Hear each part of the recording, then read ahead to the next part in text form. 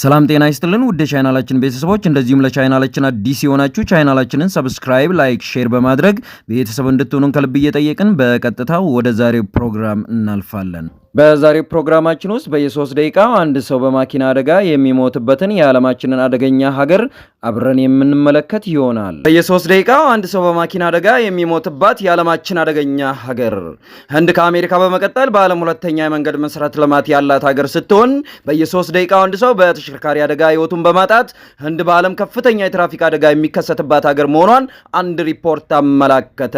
በአንድ ዓመት በ2023 ብቻ በመንገድ ላይ በተሽከርካሪዎች አማካኝነት ባጋጠሙ አደጋዎች ከ172,000 በላይ ሰዎች ህይወታቸውን ሲያጡ ይህም በየቀኑ አማካኝ 474 ሰዎች እንዲሁም በየ3 ደቂቃው ደግሞ አንድ ሰው በአደጋ ለሞት መዳረጉ ተገለጠ።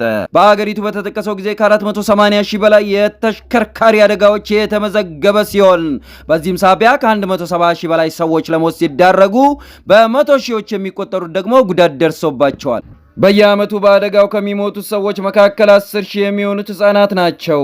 በትምህርት ቤቶችና በኮሌጅ አካባቢ የደረሱ አደጋዎች ደግሞ ሌሎች 10,000 ሰዎች ላይ ጉዳት ሲያደርሱ 35,000 እግረኞች ደግሞ ለሞት ተዳርገዋል።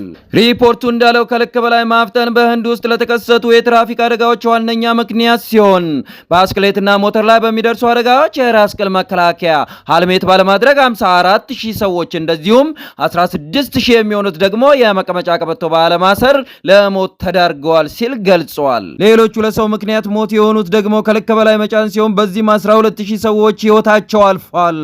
ካለመንጃ ፍቃድ ማሽከርከር ደግሞ ለ34,000 አደጋዎች ምክንያት ሆኗል።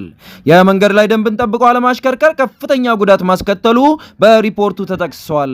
ህንድ የመንገድ መሰረተ ልማቷን ለማስፋፋት ከፍተኛ ባጀት ብትመድብም የሀገሪቱ መንገዶች ለእግረኛና ለተሽከርካሪዎች አደገኛ በመሆኑ በዓለም ከሚጠቀሱት መካከል ሆነዋል። በዚህ ምክንያት የትራፊክ አደጋ ከሀገሪቱ ዓመታዊ አጠቃላይ ምርት ጂዲፒ ላይ 3% የሚሆነው ለውድመት ይዳረጋል። ይህም ከፍተኛ መጠን ያለው ሀብት መሆኑን ባለሙያዎች ይናገራሉ። ህንድ በመንገድ አቅርቦት ከአሜሪካ በመቀጠል ሁለተኛ ከፍተኛ የመንገድ መሰረተ ልማት ያላት ስትሆን በሀገሪቱ ውስጥ 350 ሚሊዮን የተመዘገቡ ተሽከርካሪዎች ይገኛሉ። የህንድ ትራንስፖርት ጥናትና የአደጋ መከላከል ማዕከል የሀገሪቷ መንገዶች ሁኔታ በተመለከተ ለዓመታት በተደረገ ጥናት በህንድ የመንገድ መሰረተ ልማቶች ላይ አሳሳቢ የሆነ እንከኖች እንዳሉ አመላክቷል። የህንድ የመንገድ ዲዛይን ደረጃዎች በወረቀት ላይ እጅግ ጥብቅ ሲሆኑ ችግሩ የሚከሰተው በመሬት ላይ ተግባራዊ ሲደረጉ መሆኑን ይናገራል።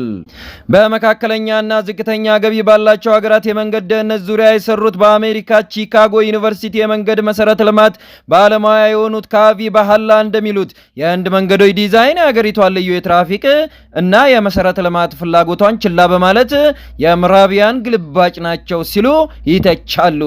አክለውም ህንድ እየሞከረች ያለችው የአሜሪካንን የመሰሉ የአውራ ጎዳና መሰረተ ልማትን መገንባት ሲሆን ነገር ግን የአሜሪካ አይነት የአውራ ጎዳና ደህንነት መሐንዲስና የአደጋ መረጃ የያዝ ስርዓት ግን የላትም ብለዋል ካቪ። ህንድ እያጋጠማት ያለውን የትራፊክ አደጋ ጉዳት ለመከላከል መንግስት በመንገዶች ዲዛይን፣ በተሽከርካሪዎች በመንገድ ደህንነት ትምህርት ደንቦችን በማስፈጸምና በአደጋ ጊዜ የሚሰጡ ድጋፍ ላይ ትኩረት አድርጎ እየሰራ ይገኛል።